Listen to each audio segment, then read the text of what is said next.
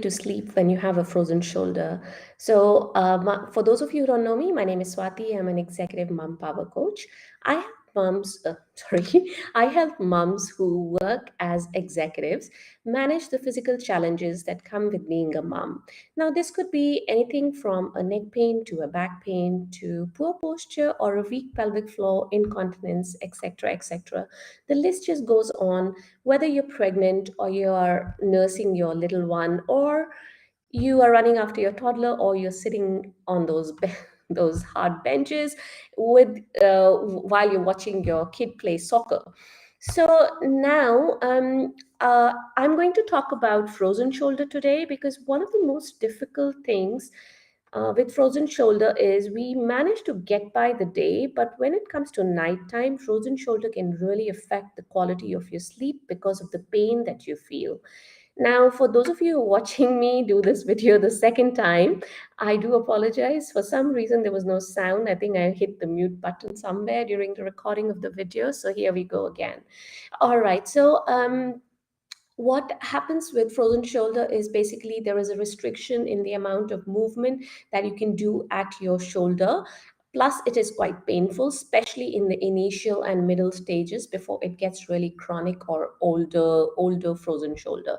So, I'm going to talk about your sleeping, how you can modify your sleep to accommodate the pain, the frozen shoulder, so that you don't feel the pain and you don't wake up because of the pain. So if you are a side sleeper, the very first thing you want to do is do not under any circumstances sleep on your affected side. Now, what that means is if say my right side is painful, you do not want to sleep on your right side. You want to sleep on the left side. Now, the reason for that is if suppose I sleep on my painful or affected side, which is my right, so I'm a mirror image of you, so this is my right.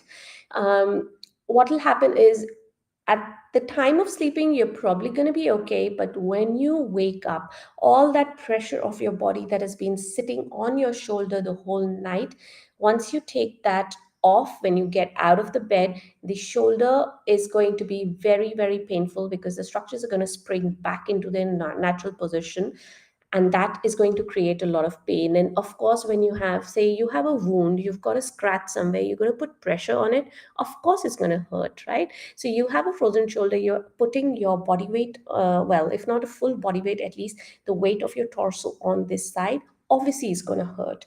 So you do not want to be sleeping on the affected side.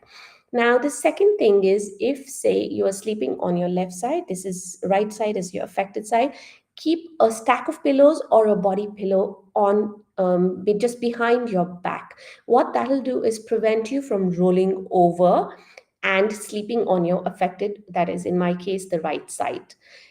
Now, another thing you can do is you can keep a stack of pillows in front of you so that when you're sleeping, so I'm sideways here, usually what happens is this rounding at the shoulder happens. So if you have a stack of pillow in front of you, your hand just comfortably goes and rests on it. So the top hand just goes and comfortably rests on top of that stack of pillows or the body pillow. You can also put a little wedge, that is a soft pillow, or you can roll up a towel and put it under your armpit here so that you are not rolling your shoulder forwards. And then obviously your hand just rests on that stack of pillows in front of you, as I just said. Now, if you are not a side sleeper, or if you have bilateral, that is both sides frozen shoulder, you will be sleeping on your back. I know it's easier said than done when you've been a side sleeper all your life, but if you're going to sleep on that frozen shoulder, it's going to delay your healing. So, what you can do is you can sleep on your back, and when you're sleeping on your back, again, if this is my affected side, I will keep a body pillow or a stack of pillows right next to my arm here so that in the night, I do not roll over to my affected side. At the max, even if I roll over, those pillows are going to stop me and I will just take like 1/4 of a turn towards my affected side. So at least you don't have your full body weight coming onto the affected shoulder, to the frozen, towards the side of the frozen shoulder. All right. So another thing you can do is, again, you can have a thin pillow or you can roll up a bath towel and put it under your armpit here, so that you are again not doing this as in rounding your shoulders and putting the strain on the front of your shoulder and stretching all these muscles in the mid back and shoulder back of the shoulder. So you have a wedge here, and what you can do is this hand can either sleep. I mean, when you're sleeping, this hand can either be on the stack of pillows that you have, or it could sit on your chest or lower down on your tummy. So that is how you can position your hand. Try it out, see what works for you. As long as you're not rolling onto the affected side and rounding your shoulder, I think you should be good to go.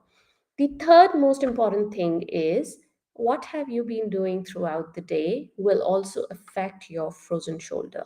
So, for example, if you've had a very challenging day physically, like you've been using your shoulder a lot, and it is hurting, obviously it's going to be painful in the night as well.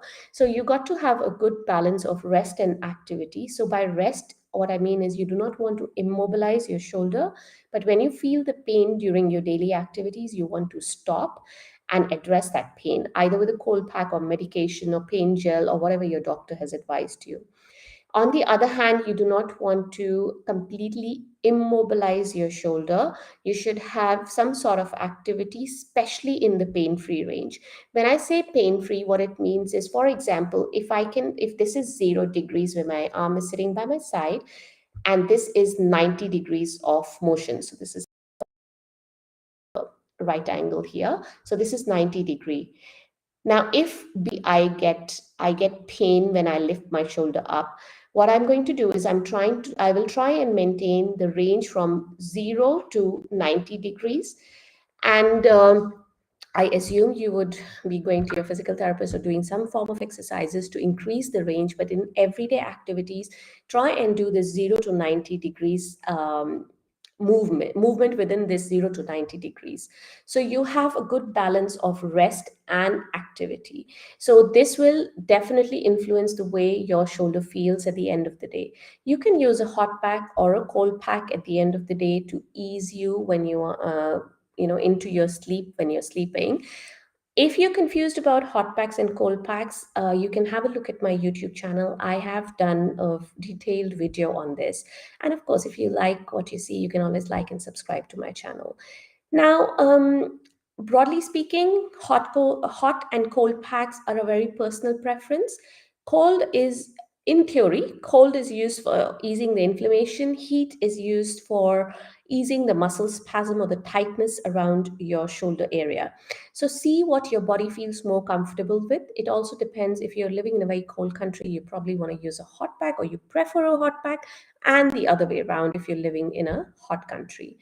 So see how you go. And I will not go into the details of hot pack and cold pack here. I just wanted to address the way you're sleeping when you have a frozen shoulder and give you a few tips there.